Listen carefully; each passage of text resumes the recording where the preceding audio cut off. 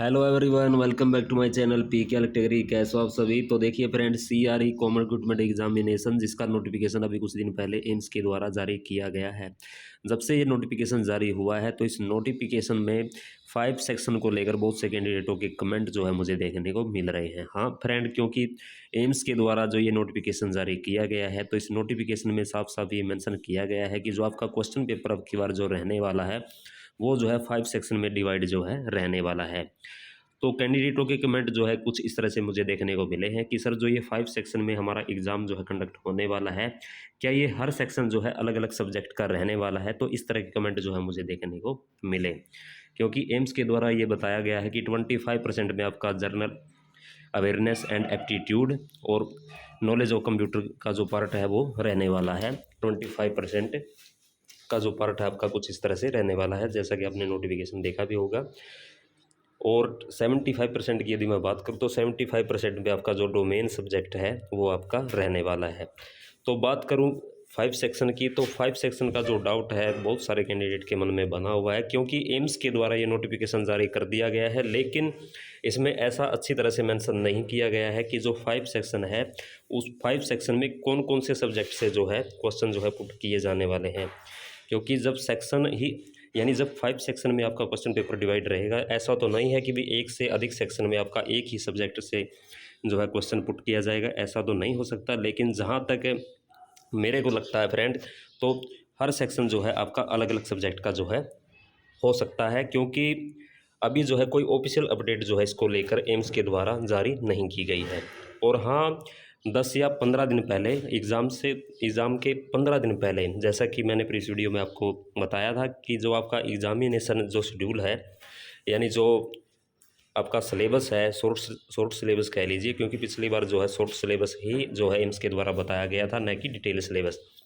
तो ऐसा हो सकता है कि उसमें ये बताया जाए कि आपके जो ये सेक्शन रहने वाले हैं 5 सेक्शन क्वेश्चन पेपर में, तो किस सेक्शन में आपका यानी कौन सा सब्जेक्ट जो है वो रहने वाला है, तो ऐसा हो सकता है। तो कौन कौन से सब्जेक्ट यानी किस तरह से आपका जो है 5 सेक्शन का जो क्राइटेरिया है क्वेश्चन पेपर का डिवाइड हो सकता है सब्जेक्ट के अनुसार, तो वो मैं अब आपको बताने वाला हूँ। तो ये जो मैं आपको अब इन्फॉर्मेशन देने वाला हूँ फ्रेंड, ये कोई ऑफिशियल अपडेट तो देखो नहीं है, क्योंकि जब भी ऑफिशियल अपडेट एम्स के द्वारा इसको लेकर जारी की जाएगी तो तभी ये डाउट सभी कैंडिडेट का अच्छे से दूर होगा कि जो ये 5 सेक्शन है यानी क्वेश्चन पेपर जो कि 5 सेक्शन में आपका डिवाइड रहेगा, जिसके लिए 18 मिनट मिलने वाले हैं। प्रत्येक सेक्शन में 20 क्वेश्चन आपके रहने वाले हैं, जैसा कि आप स्क्रीन पर देख सकते हैं। तो मेरे अनुसार किस तरह से ये सेक्शन जो है रह सकता है, तो आइए जानते हैं। तो देखिए फ्रेंड, तो देखिए friend, 25 number of question MCQ related to general knowledge and aptitude knowledge of computer और 75 MCQ क्वेश्चन डोमेन सब्जेक्ट। तो डोमेन में मैं आपको एक एग्जांपल के तौर पे दिखाना चाहूँगा। तो आप ये आप देख सकते हैं असिस्टेंट डाइटिशियन, और ये आप देख सकते हैं फ्रेंड, यदि मैं ये पोस्ट लेके चलूँ, ये आप देख सकते हैं assistant NS assistant administrative officer, यानी AAO की पोस्ट को यदि मैं लेकर चलूँ तो आप देख सकते हैं general administration, CCS rule, FR SR basic computer, ये आप देख सकते हैं। तो किस तरह से, क्योंकि ये डोमेन सब्जेक्ट आपका इसमें दिखाया गया है जो कि 75% का आपका आपकी बार एग्ज़ाम में रहने वाला है। तो जो 5 सेक्शन है कुछ किस तरह से आपका जो है 5 सेक्शन का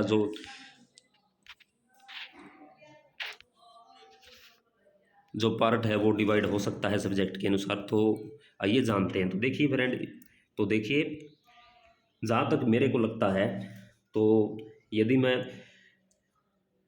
25% यदि जर्नल पार्ट की बात करूँ फ्रेंड, जो कि आपका 25% का रहने वाला है, तो मेरे अकॉर्डिंग यदि मैं बात करूं, तो यदि मैं मेरे अकॉर्डिंग बात करूं तो जहां तक मेरे को लगता है, तो 20 क्वेश्चन यानी 20 क्वेश्चन जो है 20 क्वेश्चन में जो है आपका जो है पहला पार्ट की यदि मैं बात करूं, इसमें आपका जनरल अवेयरनेस रह सकता है। हाँ फ्रेंड, जनरल अवेयरनेस रह सकता है।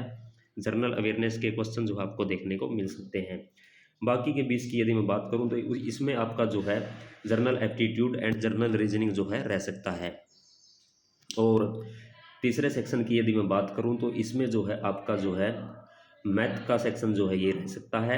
और चौथे सेक्शन की यदि मैं बात करूं तो ये जो है आपका कंप्यूटर से रिलेटेड रह सकता है। हाँ फ्रेंड, कंप्यूटर से रिलेटेड 20 क्वेश्चन पूछे जा सकते हैं। और लास्ट सेक्शन की यदि मैं बात करूँ वो आपका डोमेन सब्जेक्ट यानी कि पोस्ट से रिलेटेड जो है क्वेश्चन पूछे जा सकते हैं, ऐसा मेरे को लगता है।